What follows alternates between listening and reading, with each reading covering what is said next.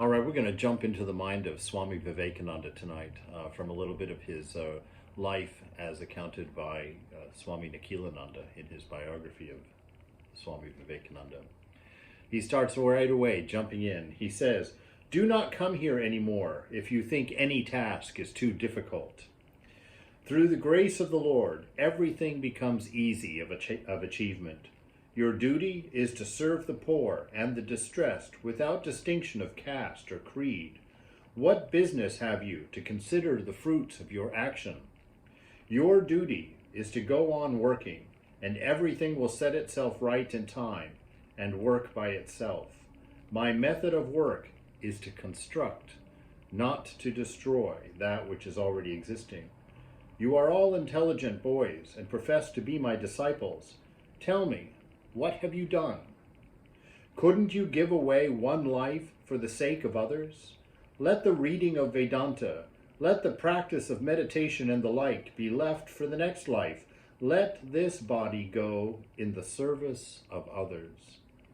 And then I shall know you have not come to me in vain." A little later he said, "After so much tapasya, so much austerity, I have known the highest truth is this: God is present in all beings. These are all the manifestations of his form. There is no other God to seek for. He alone is worshiping God who serves all beings." In this exhortation is found Vivekananda's message in all its vividness. These words are expressed to an India and to a Western world alike. The West, too, has its pariahs. He who exploits another man, near or distant, offends God and will soon pay for it. All men are sons of the same God. All bear within them the same God. He who wishes to serve God must serve man. And in the first instance, man in the humblest, poorest, most degraded form. Only by breaking down the barriers between man and man can one usher in the kingdom of heaven on earth. These were moments when Vivekananda felt gloomy. His body was wasting away, and only a few young men came forward to help him in his work.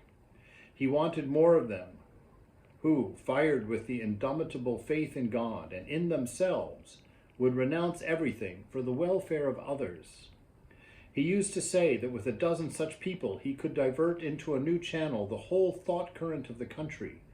Disregarding his physical suffering, he constantly inspired his disciples to cultivate this new faith. Thus we see him one day seated on a canvas cot under the mango tree in the courtyard of the monastery. Sannyasins and brahmacharis all around him were busy doing their daily duties. One was sweeping the courtyard with a big broom. Swami Premananda, after his bath, was climbing the steps up to the shrine. Suddenly, Swami Vivekananda's eyes became radiant.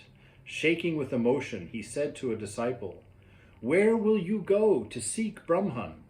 He is immanent in all beings. Here is the visible Brahman. Shame on those who, neglecting the visible Brahman, set their minds on other things. Here is the visible Brahman before you, as tangible as the fruit in your own hand. Can't you see? Here is Brahman." These words struck those around him with a kind of electric shock.